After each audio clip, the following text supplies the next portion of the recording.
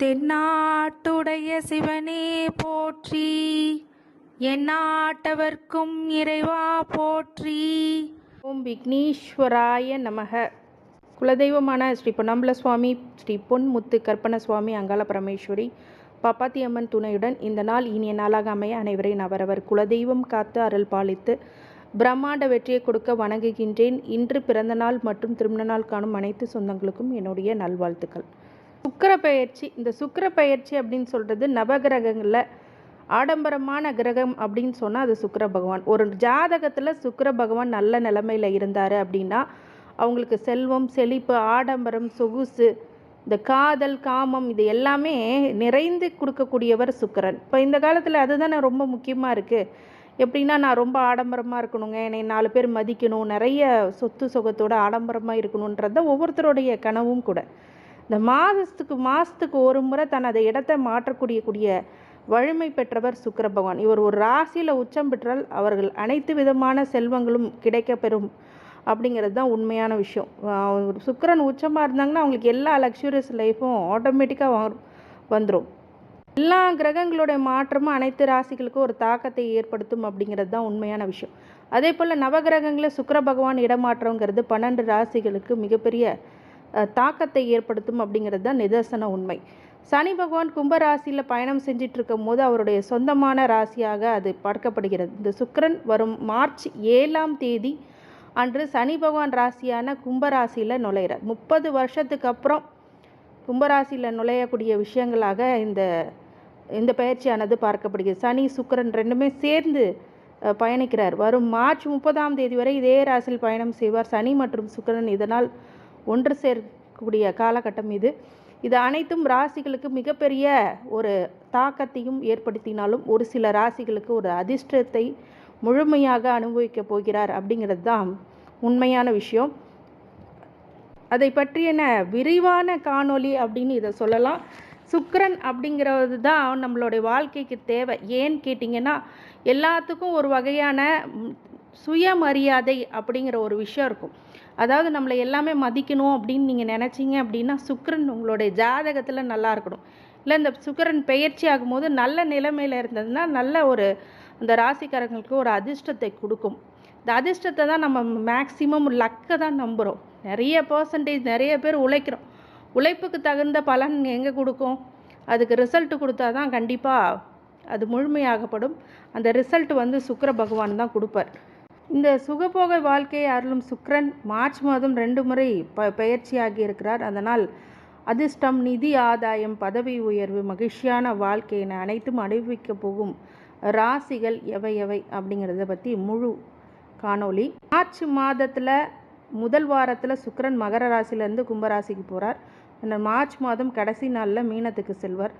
March 7ஆம் தேதி அன்று கும்பராசிக்கு செல்லும் சுக்கிரன் மார்ச் 31ஆம் தேதி அன்று மீனத்துக்கு செல்கிறார். இந்த மீன ராசியில் பிரவேசிக்கும் போது தான் அங்கே ஏற்கனவே சூரியனுடன் அவர் இணைகிறார். அதனால் பொதுவாக அனைவருக்குமே சுபபலன்கள் கிடைக்கும் என்றாலும் குறிப்பிட்ட சில ராசிகளுக்கு அதிர்ஷ்டத்தை எப்படி கொடுப்பார் அப்படிங்கிறத பற்றி தான் முழுக்க கொடுக்க போகின்றேன். இந்த குபேர யோகம் அப்படிங்கிறது தேடி வரும் சில பேர்த்துக்கு. ஒருவர் ஜாதகத்தில் நவகிரகங்களின் கூட்டத்தின் சஞ்சாரத்தை வைத்து ராசிக்காரர்களுக்கு நன்மை தீமை எப்படி நடைபெறும்? சுக்கிரன் கலத்தரகாரகன், இல்லற வாழ்வை குறைவன். சுக்கிரன் மனைவி யோகம் தருபவர். ஆணுக்கு மனைவியை பற்றியும் பெண்ணுக்கு மன வாழ்க்கையை பற்றியும் சொல்லக்கூடிய இடம் அப்படின்னா சுக்கிரன் சொல்லக்கூடிய கிரகம். ஆகையால் சுக்கிரன் நமது ஜாதகத்தில் நல்ல யோக அம்சத்துடன் இருப்பது ஒரு அவசியம். சனியோடு சேர்ந்து சுக்கிரன் கோடீஸ்வர யோகத்தையும் தரப்போகிறார். சூரியனை ராசி அதிபதியாக கொண்ட சிம்ம ராசிக்காரர்கள் காதல் நாயகனான சுக்கிரன்ற இந்த கிரகமானது உங்கள் ராசிக்கு 7ஆம் இடத்துமான கலத்திரஸ்தானத்தில் சனியுடன் அமர போகிறதுனால கோடீஸ்வரம் யோகம் அப்படிங்கிறது தேடி வரப்போகிறது. இது எப்படி 7ஆம் இடத்து கலத்திரக்காரகன் சனியுடன் சுக்கிரன் சேரும் போது நடக்கும்? சனியுடன் சுக்கிரன் சேரும் போது 7ஆம் இடத்துல கலத்திரஸ்தானத்தில் உட்கார் அப்படிங்கிறது பிஸ்னஸ் பார்ட்னரோ லைஃப் பார்ட்னரோ நல்ல அவங்க மூலியமாக கோடீஸ்வர யோகம் அப்படிங்கிறது கண்டிப்பாக உண்டு அப்படிங்கிறதுல எந்த மாற்று கருத்தும் இல்லை. அதிக பணம் வந்தாலும் கொஞ்சம் செலவு வரும் அப்படிங்கிறது தான் உண்மையான விஷயம். நிறைய பணம் வரப்போகுதுங்க அப்படின்னா 7ஆம் இடத்துல சமசப்தமாக பார்வையாக உங்கள் லக்னத்தையே பார்க்கறதுனால உங்களுக்கு தான் சுபிச்சம் அதிகம். உங்கள் கணவராக இருந்தால் மனைவினாலோ இல்லை மனைவியாக இருக்கும்போது கணவனாலேயோ ஒரு சில அதிர்ஷ்டங்கள் பொங்கி வரும். அதிக பணம் வந்திருக்கும் போது கொஞ்சம் செலவும் இருக்க தான் செய்யும்.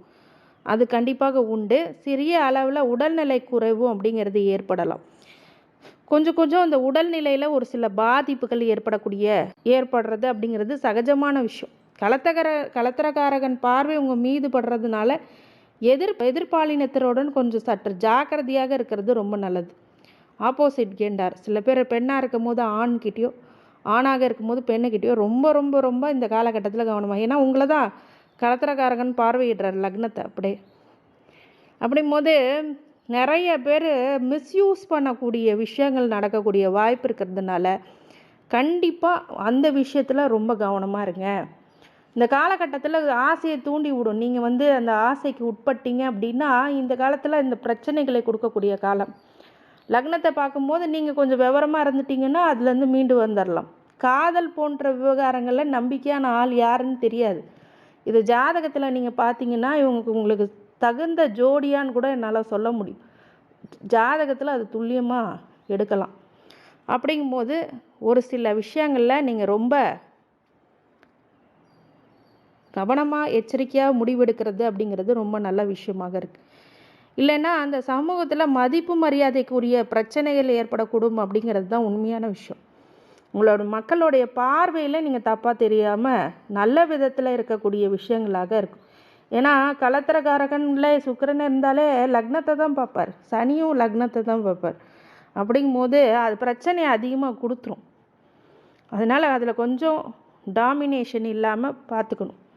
உங்களுடைய மனதிற்கு ஏற்ற ஒரு நல்ல மணவாளன் இல்லை மணப்பெண் அமையக்கூடிய காலகட்டத்தில் கடியெடுத்து வைக்கும்போது நம்பிக்கைக்குரியவர்கள் உங்களுக்கு தகுந்த மாதிரி இருக்கிறவங்களுடைய ஜாதகத்தில் என்ன தசாபுத்தி நடக்குது, அவங்களுடைய பொருத்தங்கள் என்னென்ன அப்படிங்கிறதெல்லாம் நீங்கள் செக் பண்ணிக்கோங்க. அதுதான் உங்களுடைய வாழ்க்கைக்கு ரொம்ப நல்லது. வாழ்க்கைங்கும் போது திருமணங்கும் போது பலவாட்டி நடக்கக்கூடிய திருமணங்கள் கிடையாது. ஒருத்தரோட ஒருத்தரை வாழ்ந்து புரிந்து கொள்ளுதல், நீண்ட நாள் வாழுதல் போன்ற விஷயங்கள் தான் சமூகத்தில் மதிப்பு மரியாதை அப்படிங்கிறது உண்டாகும். அந்த விஷயத்தை நீங்கள் புரிந்து கொண்டு வாழ்க்கை என்பது ஒரு வாட்டி தான் அப்படிங்கிறத புரிஞ்சுக்கிட்டு இதை சரியாக உணர்ந்து இந்த ஜோதிட பகுப்பாய்வின் மூலம் உங்களுடைய மணவாளனை தேர்ந்தெடுங்கள் அப்படிங்கிறது தான் உண்மையான விஷயம். இந்த சிம்மராசிக்காரங்கள் அவசரப்படக்கூடாது. நிறைய அக்ரெசிவான கேரக்டரில் நீங்களும் ஒருத்தர். அப்படிங்கும்போது ரொம்ப அவசரப்பட்டு எந்த முடிவும் எடுக்காமல் நிதானமாக ஒவ்வொரு காலையும் எடுத்து வச்சு உங்களுடைய விஷயங்களை கரெக்டாக பண்ணிக்கோங்க. அப்படி தான் நல்ல பலனை கொடுக்கும். இந்த சிம்மராசிக்காரங்களுக்கு அனைத்து ஐஸ்வர்யங்களும் சகல சௌபாகியங்களும் மன நிம்மதியும் ஆரோக்கியத்தையும் கொடுக்க வேண்டும் என்று எம்பெருமான் மகா ஈஸ்வரனை வேண்டி வணங்குகின்றேன். வாழ்க வளமுடன். திருச்சிற்றம்பலம்.